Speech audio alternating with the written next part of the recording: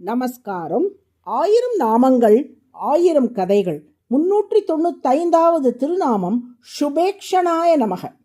தசரத சக்கரவர்த்தி ஒரு நாள் தனது மந்திரிகளையும் குலகுருவான வசிஷ்டரையும் அருகாமையில் உள்ள தேசங்களை ஆளும் குறுநில மன்னர்களையும் அழைத்து ஒரு ஆலோசனை மேற்கொண்டார். அவர்களை பார்த்து தசரதன், எங்கள் முன்னோர் காட்டிய வழியில் 60,000 வருடங்கள் ஆட்சி செய்துவிட்டேன்.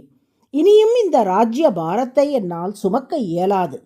எனவே ராமனுக்கு பட்டாபிஷேகம் செய்து வைக்க விழைகிறேன். ஏற்கனவே ஸ்ரீதேவியான சீதையோடு திருமாலாகிய ராமனுக்கு திருக்கல்யாணத்தை நடத்தி வைத்துவிட்டேன். அடுத்து பூதேவியான அயோத்தி ராஜ்யத்துக்கும் ராமனுக்கும் திருக்கல்யாணம், அதாவது பட்டாபிஷேகம் செய்ய விழைகிறேன். இவ்விஷயத்தில் உங்கள் கருத்து என்னவென்று கூறுங்கள் என்று சொன்னார். தசரதனின் இந்த வார்த்தைகளை கேட்டவாறே மந்திரிகளும் மற்ற மன்னர்களும் உள்ளம் பூரித்து ஆரவாரம் செய்தார்கள்.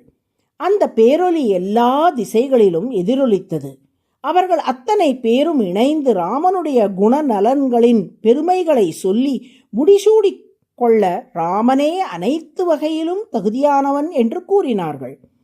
தந்தை என்றுமே தன் மகனை நேரடியாக புகழவே கூடாது என்று நியதி உள்ளது.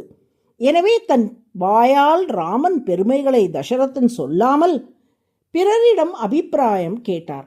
அவர்களும் ராமனது குணநலன்களை எடுத்து சொல்ல அதை காதார கேட்டு மகிழ்ந்தார் தசரதன். அவ்வாறு மந்திரிகளும் குறுநில மன்னர்களும் ராமனின் பெருமையை எடுத்து சொல்லும்போது அவர்கள் ராமனின் கண்ணழகை வர்ணிக்கும் விதமாக சொன்ன ஸ்லோகம் ஒன்று. சாக்ஷாத் விஷ்ணுரிவ ஸ்வயம். இது வால்மீகி ராமாயணம் அயோத்தியா காண்டம் சர்க்கம் 2 43வது ஸ்லோகம் ஆகும். இதன் பொருள், அழகிய புருவங்கள் கொண்டவன், காதுவரை நீண்டிருக்கும் திருக்கண்களை கொண்டவன், தாமரை போல் சிவந்த திருக்கண்களை கொண்டவன். தாமரை கண்கள் என்பது திருமாலுக்கே உரித்தான இன்றிமையாத அடையாளம் என்பதால் தாமரை கண்ணனான ராமன் சாக்ஷாத் திருமாலே ஆவான். இப்படி ராமனின் குணங்களை கொண்டாடுகையில் அந்த நற்குணங்களுக்கு பொருத்தமான ராமனின் திருக்கண் அழகையும் கொண்டாடி மந்திரிகளும் மன்னர்களும் ராமன் பெருமையை தசரதனிடம் எடுத்து சொன்னார்கள். பட்டாபிஷேகத்துக்கு முழு சம்மதம் தெரிவித்தார்கள். இதே அயோத்தியா காண்டத்தில் பட்டாபிஷேக நாளன்று காலை ராமனை தனது மாளிகைக்கு அழைத்து வருமாறு அமைச்சர் சுமந்திரனுக்கு கைகேயி கட்டளை இட்டாள். அவரும் ராமனிடம் செய்தி சொல்ல ராமன் தேரில் ஏறி கைகேயின் மாளிகையை நோக்கி பயணிக்கின்றான். ஊர் மக்கள் வீதிகள் தோறும் நின்றபடி ராமனின் அழகை கண்குளிர கண்டு உகந்தார்கள். இக்காட்சியை வால்மீகி பகவான் வர்ணிக்கின்றார். யச்சராமம் ந பஷ்யேது யஞ்சராமோ ந பஷ்யதி நிந்திதஸ்ஸ வசேல்லோகே ஸ்வாத்மாப்யேனம் விகர்ஹதே. இது வால்மீகி ராமாயணம் அயோத்தியா காண்டம் 17வது சர்க்கம் 14வது ஸ்லோகம். எந்த ஒரு மனிதன் ராமனை காணவில்லையோ அவனது கண்கள் கண்களே அன்று. உன்னை காணாத கண்ணும் கண்ணல்ல என்று கவிஞர் சொல்லுகிறார் அல்லவா?